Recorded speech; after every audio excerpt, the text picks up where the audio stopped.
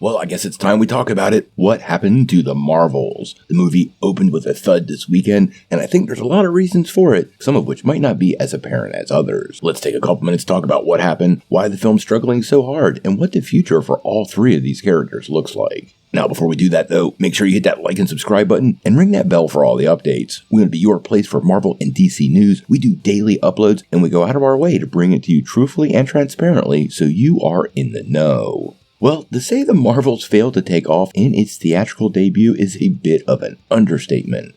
The 33rd movie from Marvel Studios definitely failed to go higher, further, and faster at the box office, and the numbers are rather dismal. Now, the movie opened domestically at about $47 million, with its worldwide opening totaling 110. Although, if you check over on Box Office Mojo, they're reporting it at about $88 million, making the weekend even worse. Now, even at $110 million, it is Marvel's officially worst opening weekend for any MCU movie ever, and this does include The Incredible Hulk. This all begs the question of what went wrong, and well, be quite honest with you guys, there are a lot of contributing factors, and depending on your point of view, some weigh in more than others, but I think there's a bigger culprit lurking here. People have wanted to point to superhero fatigue, which does seem to gain a little bit more steam after each one of these movies underperforms, and this year, well, it's not been a great year for superhero films, how they perform, or even worse, how they reviewed.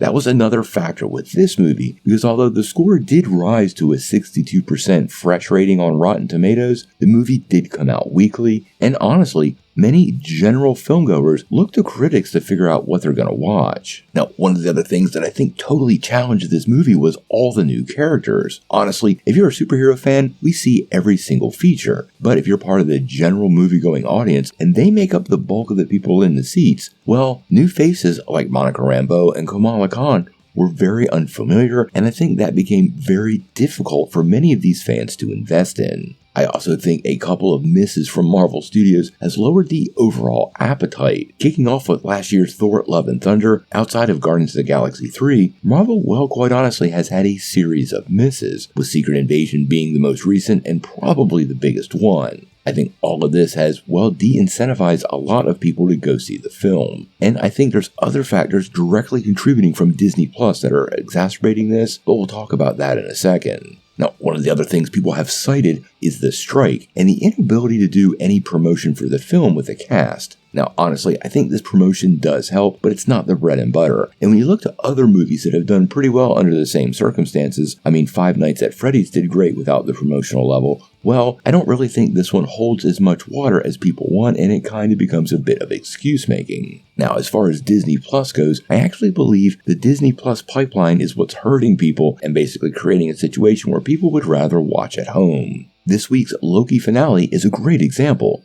That show was great, and when people can get great content at home, well, I think they're less likely to pay for it in the theater. With the pipeline from the big screen to the streaming platform being so short, sometimes as little as 90 days, many people simply are not incentivized to go to the theater and see these films. I think Marvel and Disney have shot themselves in the foot on this front, and that is definitely impacting not just them, but many other projects, including some of these DC movies that have also underperformed. I also think Marvel, in an attempt to find a bigger and broader audience, have managed to alienate a large portion of their core audience. Now, we don't want to dive into some of the more contentious debates about Brie Larson or some of the things with this film, but let's just say knowing your core audience and catering to them gives you a baseline that's a little bit better than what this movie probably was offered. It's clear on social media there's a huge contingent of fans that were not going to see this movie no matter what, and they were going to speak out against it in full force. I think that drove away a sizable percentage of people, and if 20% of your core fan base isn't interested in your project, well, that's going to be reflective in not only the promotional social media buzz, but the actual box office, and that appears to be what happened here. Now, on the positive side, The Marvels also marks the best opening weekend of all time for a movie helmed by a black female director. So it's not all negative news, and I think it's a full learning opportunity for Marvel.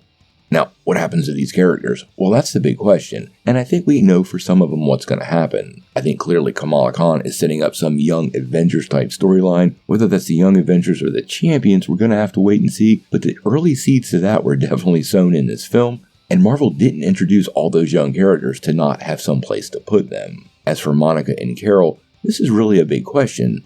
I think Carol will probably return to outer space, and we'll see Monica Rambeau's character somehow integrated into the Avengers. She was a huge part of the Avengers in the 1980s as Captain Marvel, so I totally look forward to her teaming up with some familiar faces, and what's pretty great is that era of the Avengers had a lot of characters we've seen introduced recently, so hopefully we get that 1980s era of the Avengers that was so much fun. Now, how bad the movie does next weekend, that's really going to be the key. It's hard to call it a flop yet. We need to see what the Weekend 2 numbers look like and how much of a drop we get, but it's not looking good. Next weekend, we have the new Hunger Games movie, which is targeting a lot of the same audience, and its numbers are much better than the Marvels, meaning it's likely to add to the drop-off. The next weekend has Wish, which will also pack different theaters with fans, so this movie may very well wind down awfully quick and ultimately be at about $200 million domestically, which honestly on the budget for this film, even adding in the international box office numbers, would be really bad for Marvel Studios. I think this will be a line in the sand for big change at Marvel Studios. Exactly how that manifests, we're gonna have to wait and see.